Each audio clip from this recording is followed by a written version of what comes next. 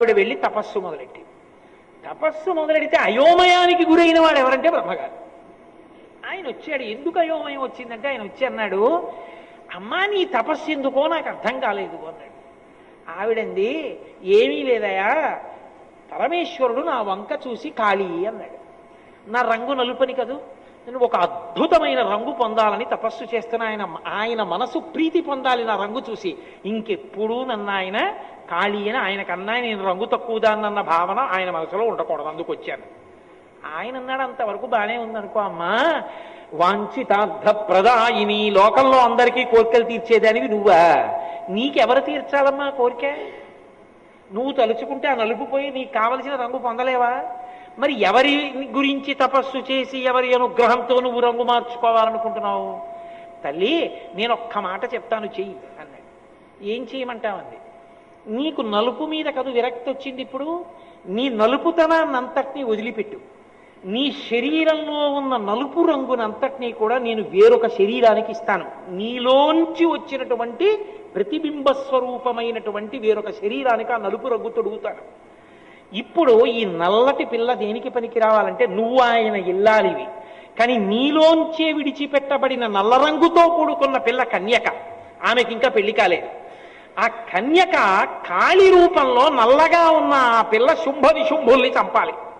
అందుకునమ్మా కన్యక చేతిలో చచ్చిపోతానన్నాడు కాబట్టి ఆ నలుపు రంగు వదిలిపెట్టు అన్నాడు. ఆమె నలుపు రంగు వదిలిపెట్టింది. ఆ నలుపు రంగు శరీరాన్ని పొంది వేరొక అమ్మవారిలోంచే వచ్చిన వేరొక శరీరాన్ని పొంది నల్లపిల్లగా కాళీ అన్న పేరుతో వచ్చి అక్కడ నిలబడితే, కాళీ అమ్మవారికి ఉన్న మొదటి నామం కనుక బ్రహ్మగారు ఇప్పుడు ఆ పిల్లకి కౌశికి అని పేరెట్టాడు. పెట్టి సింహవాహనాన్ని సమకూరిస్తే ఆ పిల్ల వెళ్ళి శుంభనిశుంభుల్ని పరిమార్చింది. అంటే రాక్షస సంహారము కొరకు భూత భవిష్యత్ వర్తమాన కాలములు తెలుసున్నటువంటి పరమశివుడు ఆడినటువంటి నాటకం కాళీ అని, అమ్మవారి వలన ప్రయోజన సిద్ధి పొందాలని. అమ్మవారు మాత్రం అయ్యవారితో ఆనుకూల్యత ఎందు కించిత్ తేడా వచ్చినా ఆవిడ ఒప్పుకోదు. ఆవిడ పాతివృత్యం అటువంటిది, అన్ని విధాలా మా ఆయనకి తగిన దానం అవ్వాలి. ఇప్పుడు ఆవిడ అనుకుంది, లలిత ఎరుపు రంగులో ఉంటాను, ఎరుపు రంగులో ఉంటాను, నల్లగా కాళీ ఉంటాను.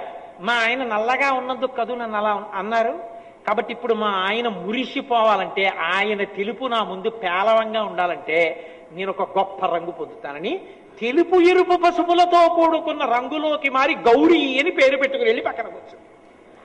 పరమశివుడు చూసి అన్నాడు, ఏమిటి కాళీ అన్నందుకే ఇంత ఉద్ధతి అన్నాడు. ఆవిడంది, ఏమో మీరు ఎందుకన్నా ఇలా చూసుకుని ఇలా చూసి కాళీ అంటే నేను భరించలేకపోయాను. దాంపత్యంలో ఆ పాటి మీకు తగిన దానను కానన్న మాట కూడా నేను భరించలేకపోయానండి. అందుకే ఇప్పటికీ ఆడపిల్ల పెళ్లి చేసే ముందు గౌరీ తపస్సు చేయిస్తారు. గౌరీ పూజ చేయించడానికి కారణం ఏమిటంటే, అమ్మవారికి షోడశోపచారాలతో శ్రద్ధగా పూజ చేసి వీడియో మీద పిచ్చితో ఇటు తిప్పి పూజ చేయకూడదు.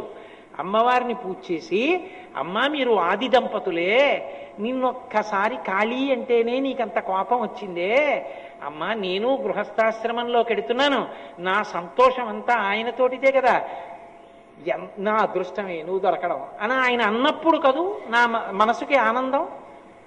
దానికి మాలిందనివి అంటే నాకు ఎంత బాధగా ఉంటుందమ్మా. అందుకని నా భర్త మనసులో నాకు పరిపూర్ణమైన స్థానం కలిగి మీ ఇద్దరూ సంతోషంగా ఉన్నంత సంతోషంగా ఉండగలిగిన అదృష్టాన్ని నాకు కూడా కృప చేయి. ఆడతనంలో నీలాంటి పిల్లనేగా, నీకేది బాధ కలిగించిందో అది నాకు బాధ కలిగిస్తుందిగా. అందుకనమ్మా నన్ను మాత్రం భర్తతో అన్యోన్యత విషయంలో ఎన్నడూ లేనిదానను చెయ్యకుసుమా అని గౌరీ తపస్సు చేసి అప్పుడు పీటల మీద కడుతుంది అమ్మవారిని ప్రార్థించి. అటువంటి తల్లి కాబట్టి ఇప్పుడు అటువంటి చాంపేయ గౌరార్థ శరీరకాయై, అమ్మా నీ భర్త ఒక లీల చేసి రాక్షస సంహారము కొరకు లోకరక్షణ కొరకు నీలోంచి కౌశికీ రూపాన్ని ఆవిష్కరింపచేసిన వాడు. నువ్వో నీ భర్త యొక్క ప్రీతి కొరకు పసుపు ఎరుపు తెలుపు రంగులతో ఉన్నటువంటి సంపంగి పువ్వు యొక్క రంగుని పొందినటువంటి దానివి. తుమ్మెదలు ఎప్పుడూ గుమిగూడి ఉంటాయి సంపంగి పువ్వు మీద. సింహాచలం సంపంగి తోటల్లోకి మీరు ఎప్పుడైనా వెళ్ళారో లేదో నాకు తెలియదు, తుమ్మెదల రథ వినపడుతూ ఉంటుంది అక్కడ. ఎన్ని తుమ్మెదలు తిరుగుతాయో సంపంగి తోటల్లో, త్రాచుపావులు కూడా తిరుగుతూ ఉంటాయి. పరమేశ్వరుని యొక్క చూపులే ఆ తుమ్మెదల బారులు, అమ్మవారి యొక్క ముఖమే ఆ సంపంగి పువ్వు.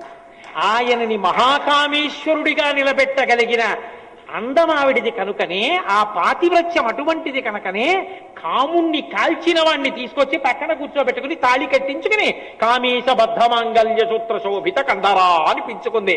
అమ్మా, అంతటి పతివ్రతవమ్మా, అటువంటి తల్లికి నేను కొడుకునవడం నా అదృష్టం, అందుకని మొదటి నమస్కారం నీకేనమ్మా. అందుకని చాంపేయ గౌరర్ధ శరీరకాయై కర్పూర గౌరర్ధ శరీరకాయ. కృష్ణ భగవానుని యొక్క విశ్వరూప సందర్శనం భగవద్గీతలో ఎలా ఉంటుందో, పరమశివుని యొక్క విశ్వరూప సందర్శనం కూడా అలాగే ఉంటుంది. అది ప్రపంచంలో ఉండేటటువంటి సమస్త భూతములు ఆయన శరీరముగా ఎలా ఉంటాయో చూపిస్తారు. అగ్నిముఖంబు పరాపరాత్మకమాత్మ కాలంబు గతి రత్నగర్భ పదము శ్వశనంబు నీ యూర్పు రసన జలీషుండు దిశలు కర్ణంబులు దివము నాభి సూర్యుండు కన్నులు శుక్లంబు సలిలంబు జఠరంబు జలధులు చెదలు శిరము సర్వౌషధులు రోమచయము శల్యంబు లద్రులు మానసమృతకరుండు ఛందములు ధాతువులు ధర్మసమితి హృదయము ఆస్య పంచకముపనిషదాహ్వయంబు అయిన నీరూపు సదసత్వమై శివాఖ్యయై స్వయం జ్యోతియొప్పు ఆద్యమగుచు అని. అగ్నిముఖంబు, ఆయన ముఖం అగ్నిహోత్రం. పరాపరాత్మకమాత్మ, పర అపర తత్వమును కలిగినటువంటి ఆత్మ ఆయనదై ఉంటుంది. కాలంబు గతి, కాలమే ఆయన యొక్క నడక. కాలంబు గతి రత్నగర్భ పదము, ఈ భూమి అంతా కూడా ఆయన పాదం. శ్వసనంబు నీ యూర్పు, వాయుదేవుడు ఆయన యొక్క ఊపిరి. రసన జలీషుండు, నీరు ఆయన నాలుకగా ఉంటుంది వరుణదేవుడు. అలా ఈ విరాట్ స్వరూపం ఆయనలో నిండిపోయి ఉంటుంది. అది ధ్యానమునందు కూడా గోచరించడానికి అవకాశమై ఉండదు. రెండవ స్వరూపం గురించి లింగ పురాణం మాట్లాడుతుంది. అందులో ఒక మాట చెప్తారు, అప్రాకృత శరీరం తం అతిమన్మథరూపిణం ఘృతరీతి ఘనీభూతం సచ్చిదానంద విగ్రహం అంటారు. అప్రాకృత శరీరం తం, మనకి సప్తధాతువులతో పంచభూతములతో ఈ శరీరం ఏర్పడుతుంది. పరమేశ్వరుని యొక్క శరీరము అటువంటిది కాదు, అది అప్రాకృతమైనటువంటి శరీరము. అతిమన్మథరూపిణం, అది విశేషమైనటువంటి అందంతో ఉంటుంది. ఘృతరీతి ఘనీభూతం, అది పేరుకున్న నెయ్యి ఎలా ఉంటుందో అలా ఉంటుంది. సచ్చిదానంద విగ్రహం, అటువంటి పరమేశ్వరుని యొక్క సాకారమైనటువంటి రూపము ఏదైతే ఉందో ఆ సాకారమైన రూపమునందు ఒక ప్రజ్ఞా విశేషం ఉంటుంది. అది చాలా విశేషమైన అందంతో కూడుకున్నదై ఉండి తెల్లని రంగుతో కూడుకున్నదై ఉంటుంది. ఇక్కడ మీకు ఒక అనుమానం వస్తుంది, అసలు ఈ రంగు అనేటటువంటిది నిజంగా భగవంతుని యందు కూడా ఆరోపితమై ఉంటుందా? అలా తెల్లగా ఉండడం, నల్లగా ఉండడం, ఎర్రగా ఉండడం ఇలా ఉంటుందా భగవంతుని యందు కూడా?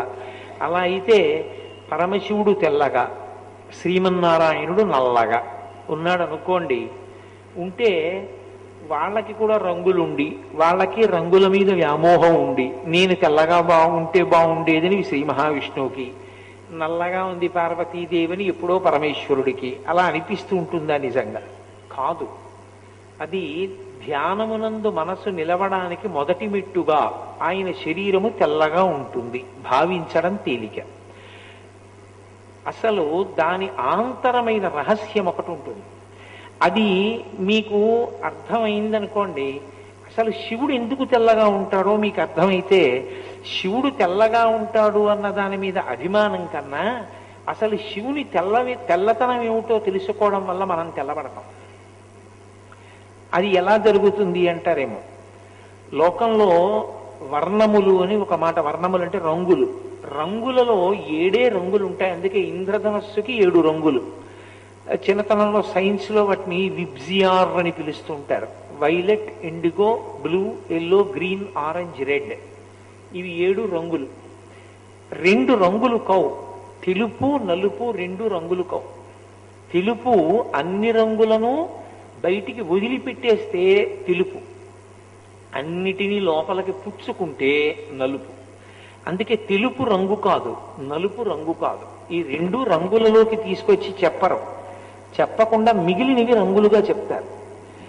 ఇందులో కూడా గమ్మత్తు ఏమిటంటే తెలుపులోంచి మిగిలిన రంగులు విడివడే ముందు మొదట ఎరుపు విడివడుతుంది. మొదట ఎరుపు బయటికి వస్తే మిగిలిన రంగులు బయటికి వస్తాయి. ఎరుపు మొట్టమొదట తెలుపులోకి వెళ్ళిపోవడం మొదలు పెడితే మిగిలిన రంగులన్నీ తెలుపులోకి వెళ్ళిపోతాయి. అందుకే అమ్మవారి గురించి లలితా సహస్రనామ స్తోత్రంలో ఎప్పుడు చెప్పినా అరుణాం కరుణా తరంగితాక్షీం, ఎర్రని రంగు అంటారు. అంటే పరమేశ్వరుని నుంచి విడివడి జీవుడిగా నిలవడం అనేటటువంటి మాయ ఎక్కడ ప్రారంభం అంటే అమ్మవారి యొక్క విశేషం చేతనే ప్రారంభం. అందుకే ఆవిడ ఎరుపు. మళ్ళీ శివుడిలోకి కలిపేది కూడా ఎరుపే. ఆ ఎరుపే తెలుపులోకి కలపాలి, ముందు ఎరుపు వెళ్ళాలి. అందుకే అమ్మవారిని ఎరుపు రంగుతో సంకేతిస్తారు. పరమేశ్వరుడు తెలుపు. తెలుపు అంటే అన్నీ ఆయనలో ఉన్నాయి, అన్నీ ఆయనలో ఉన్నవి ఆయన బయటికి విడిచిపెట్టేస్తాడు. అందుకే తెలుపు ఎప్పుడు బయటికి వదిలిపెట్టేస్తుంది. వేసవి కాలంలో తెల్లని బట్టలు వేసుకోండి, తెల్లని బట్టలు వేసుకోండి అని ఎందుకంటారంటే తెల్లని బట్టలు వేసుకుంటే చల్లగా ఎందుకు ఉంటుందంటే బయటికి వదిలేస్తుంది వేణ్ణి. ఆ తెలుపుకి ఒక లక్షణం ఉంటుంది. మీరు చూడండి, తెలుపు దేనికి గుర్తు అంటే లోపల ఏదీ దాచలేదు అని గుర్తు. అది రంగు కాదు, అది శాశ్వతత్వము అని గుర్తు. అన్నీ అందులోకి వెళ్ళిపోతాయి, అన్నీ అందులోంచే బయటికి వస్తాయి. అలా విశ్రాంతి స్థానము, అన్ని రంగులు దేంట్లోకి ఎడతాయో, అన్ని రంగులు దేంట్లోంచి బయటికి వస్తాయో అదే తెలుపు. కాబట్టి ఇప్పుడు తెలుపు ఏమవుతుందంటే శాశ్వతము, రంగులు శాశ్వతం కాదు. ఇవాళ ఉంటుంది, రేపు పోతుంది, వెలిసిపోయింది అంటారు. మీరు చూడండి, ఇంగ్లీష్లో మాట ఉంది, ఆయన దాన్ని కొంచెం కలర్ చేశారండి అంటారు. అంటే అబద్ధం ఆడాడండి, కొంచెం కొత్తవి లేనివి ఉన్నవి కలిపాడు అని చెప్పవలసి వచ్చింది అనుకోండి, ఆయన దాన్ని కలర్ చేశాడండి అంటారు. కలర్ చేశాడండి అంటే అర్థం ఏంటంటే లేనిది ఉన్నట్లుగా, ఉన్నది లేనట్టుగా చూపిస్తున్నాడు అని. శ్వేతపత్రం విడుదల చేయండి అంటారు. శ్వేతపత్రం అంటే తెల్ల కాగితం పెట్టండి.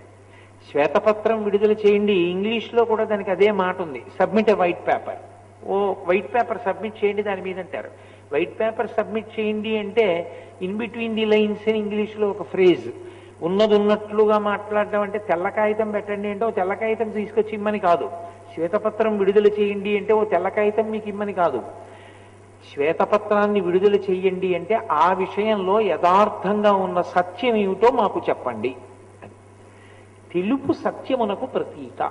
ఇప్పుడు మీకు బాగా అర్థం అయి ఉంటుంది, ఎందుకంటే తెల్లవారు లేస్తే ఇది వాడుకలో ఉంది, శ్వేతపత్రాన్ని విడుదల చేయడము అన్నమాట.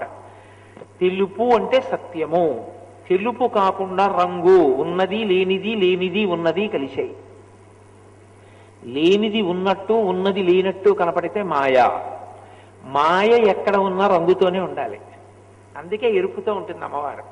ఎందుకంటే ఆవిడ మహామాయా విశ్వం భ్రమయసి పరబ్రహ్మ మహిషి. ఆవిడ మాయాస్వరూపిణి అయి లోకాలన్నిటినీ తిప్పాలి. తిప్పుతుంది కాబట్టి ఆవిడ రంగుతో ఉంటుంది.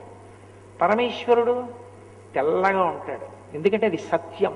అది ఒకనాడు ఉండి ఒకనాడు లేకుండా పోయే వస్తువు కాదు, ఎప్పుడూ ఉంటాడు.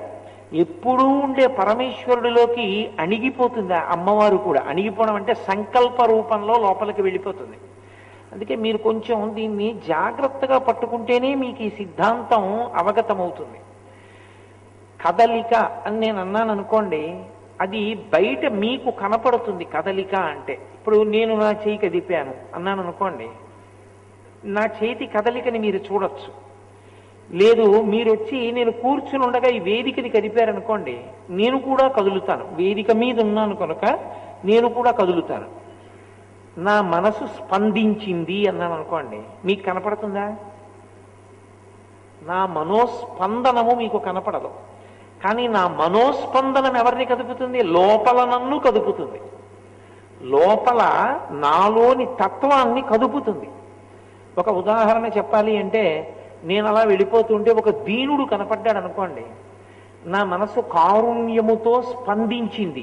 అప్పుడు వెంటనే నాకు అయ్యయ్యో పాపం ఎంత బాధలో ఉన్నాడు రా అన్న కదలిక కలుగుతుంది. కానీ ఇప్పుడు కారుణ్యము చేత కలిగిన స్పందన వలన పొందినటువంటి రసానుభూతి మీకు అవగతం అవుతుందా? మీకు తెలియదు. అందుకే శంకర భగవత్పాదులు సౌందర్యలహరి చేస్తే అమ్మవారిని కదలిక అని చెప్పలేదు శివుడి విషయంలో. మన విషయంలో అయితే కదలిక, పరమశివుడి విషయంలో అయితే స్పందన. శివశక్త్యాయుక్తో యది భవతి శక్త ప్రభవితుం నచేదేవం దేవో నఖల కుశల స్పందితుమపి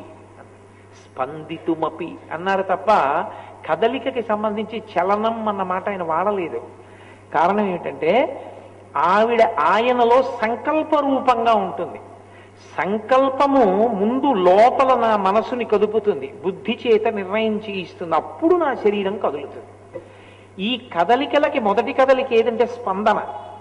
మీకు నేను ఒక ఉదాహరణ చెప్పాలి అంటే, ఇప్పుడు నేను ఏదో ఇప్పుడు వీళ్ళకి ఈ ఉదాహరణ చెప్దాం అని లోపల నాకు తడుతుంది, అది స్పందన. అది నేను చెప్పేటప్పుడు దానికి అనుగుణంగా నా చేతులు కాళ్ళు కదులుతాయి. ఆ కదలికలు మీకు తెలుస్తాయి, లోపలి స్పందనలు మాత్రం మీకు తెలియవు. లోపల జరుగుతుంది స్పందన. పరమశివుని లోపల భావస్పందన రూపంలో ఉండేది అమ్మవారు. అందుకని అమ్మవారు అయ్యవారిలోకి అణిగిపోతుంది. అయ్యవారిలోంచి స్పందన రూపంలో పైకి వచ్చిందనుకోండి, ముందు ఆవిడ రావాలి. ఆవిడొస్తే ఆయన్ని కామేశ్వరుణ్ణి చేస్తుంది, ఆయన యందు సృష్టి యందు ఆభిముఖ్యమును కల్పిస్తుంది. ఇదే ముందుకెళ్ళిన తర్వాత ఒక చోట శంకర భగవత్పాదులు అంటారు, ప్రపంచ సృష్ట్యున్ముఖలాస్యకాయై అంటారు. ప్రపంచమును సృష్టి చెయ్యాలనేటటువంటి ఉన్ముఖత్వమును కల్పించిన లాస్య స్వరూపిణివి నువ్వు అంటారు. కాబట్టి ఇప్పుడు పరమశివుడు తెలుపు అంటే ఆయన తెలుపు అన్న మాటకు అర్థం ఏమిటంటే ఆయన సత్యం, నిత్యం, నిర్మలం, నిరంజనం. అది ఒకనాడు ఉండి ఒకనాడు పోయే వస్తువు కాదు. పోయేవన్నీ ఎక్కడికి పోవాలి? ఆయనలోకి పోవాలి. ఆయనలోకి పోయినవన్నీ ఏమవ్వాలి? ఆయనలోంచి రావాలి. ఎవరిలోకి వెడుతోందో అది కూడా లేకుండా పోయిందనుకోండి, అప్పుడు ఇంకా శాశ్వతమైనది ఏది లోకంలో? బ్రహ్మం ఒక్కటే శాశ్వతము, ఆ బ్రహ్మమే శివుడు. కాబట్టి ఆయన తెల్లగా ఉంటాడు. కర్పూర గౌరార్ధ శరీరకాయ. కర్పూరం ఎంత తెల్లగా ఉంటుందో శివుడు అంత తెల్లగా ఉన్నాడు అండంలో శంకరుల ఉద్దేశ్యం. శంకరుల యొక్క ప్రతిపాదన ఏమి అంటే, పరమశివుడు సత్యమై నిత్యమై ఉన్నాడు, అది పరబ్రహ్మతత్వమై ఉన్నది. ఆ పరబ్రహ్మతత్వంలోకి నువ్వు ప్రవేశించడము అంటే బ్రహ్మమును గుర్తెరుగుటయే. బ్రహ్మమును నువ్వు తెలుసుకున్న ఉత్తర క్షణంలో నువ్వే బ్రహ్మమగుచున్నావు.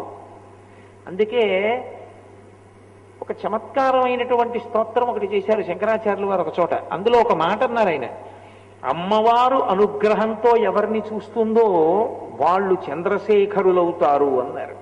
అంటే మాయ తొలగి వాడికి శివుడు తెలిస్తే వాడు శివుడు అయిపోతాడు. బ్రహ్మవిద్ బ్రహ్మైవ భవతి. బ్రహ్మమును తెలుసుకున్నవాడు బ్రహ్మమే ఎగుచున్నాడు. కాబట్టి శివుడు తెల్లగా ఉన్నాడు అన్న మాటలో అర్థం ఏమిటి అంటే, పైకి మనసు పట్టుకోవడానికి ఒక ఆలంబనం కావాలి కాబట్టి శివుడు తెల్లగా ఉన్నాడు. అంతరార్థము అన్నీ శివుడిలోంచి వచ్చి అన్నీ శివుడిలోకి ఎడతాయి తప్ప శివుడు మాత్రం ఇంకో దాంట్లోకి వెళ్ళిపోవడమో శివుడు లేకుండా పోవడమో ఉండనే ఉండదు. ఎప్పుడూ ఉండేవాడు ఆయనే. అందుకే ఆయన వాడేటటువంటివి అన్నీ తెల్లగా ఉంటాయి. మీరు చూడండి, ఆయన ఎక్కే ఎద్దు తెలుపు, ఆయన రాసుకునేటటువంటి విభూతి తెలుపు, ఆయన ఉండేటటువంటి కైలాస పర్వతం తెలుపు, ఆయన మెడలో వేసుకునేటటువంటి పుర్రెల మాల తెలుపు, ఆయన రంగు తెలుపు, అన్నీ తెలుపు. అన్నీ తెలుపుతో ఉండేటటువంటి పరమశివుని యొక్క తత్వం ఏమి అంటే, అన్నీ తెలుపుతో ఎందుకు సంకేతిస్తారంటే, ఎప్పుడూ ఉండేవాడు సుమా, ఒకనాడు ఉండి ఒకనాడు లేనివాడు కాడు. సమస్త లోకములు ప్రళయము యందు నశించిపోయినా ఆయన మాత్రం ఉంటాడు. ఆయన లేకుండా పోవడం అన్నది ఉండదు. మళ్ళీ ఆయనలోంచి అన్నీ బయటికి వస్తాయి. అందుకే ఒక చోట శంకరాచార్యులు వారు అంటారు, బ్రహ్మమస్తకావలి నిబద్ధతే నమశివాయ అంటారు. ఆయన మెడలో పుర్రెల మాల వేసుకుంటాడు. పునుకల పేరు కంఠమున భూరి భుజంగము భూషణంబుగా అనయము భస్మధారణము ఎద్రి నివాసము మేరు విల్లుగా అనుబుగదంతి చర్మమును హస్తములందు కపాల శూలముల్ పడిబడిదాల్తు శంకరు కృపావరు రూపమును ఆశ్రయించదన్ అని. పునుకల పేరు కంఠమున పుర్రెలమాల ఒకటి వేసుకుంటాడు. ఎందుకు ఆయనకు ఆ పుర్రెలమాల? అసహ్యంగా ఉండదు పుర్రెలమాల వేసుకుంటే? ఎవరైనా దగ్గరికి వెడతారా? ఎందుకు ఆ పుర్రెలమాల? అంటే తెల్లగా ఉంటుంది కాబట్టి వేసుకుంటాడా? అది కాదు దాని ఉద్దేశ్యం. పుర్రెలమాల ఎందుకు వేసుకుంటాడంటే లోకంలో ఉండేటటువంటి జనుల పుర్రెలు ఆయన మెడలో వేసుకోడు. సృష్టి చెయ్యమని ప్రతి యుగంలోనూ సృష్టి జరిగేటప్పుడు ఆయన మొట్టమొదట చతుర్ముఖ బ్రహ్మగారికి అధికారం ఇచ్చి వేదం ఇస్తాడు. ఆ బ్రహ్మగారు కూడా కాలంలో పడిపోతాడు. పడిపోయినప్పుడు ఆయన తల కూడా పడిపోతుంది. పడిపోయినప్పుడు ఆయన దానికి ఒక గౌరవం ఇస్తాడు. అరేరే, నేను మొట్టమొదట సృష్టించాను, సృష్టించి ఆయన చేత మిగిలిన సృష్టి చేయించాను. నిన్న మీరు విన్నారుగా, బ్రహ్మగారు అడిగితే కదా అర్ధనారీశ్వర స్వరూప ప్రకటన చేశాడు సృష్టికి. ఆయన పుర్రె కూడా బొత్తిగా అలా పడిపోవడమే మర్యాద కాదు.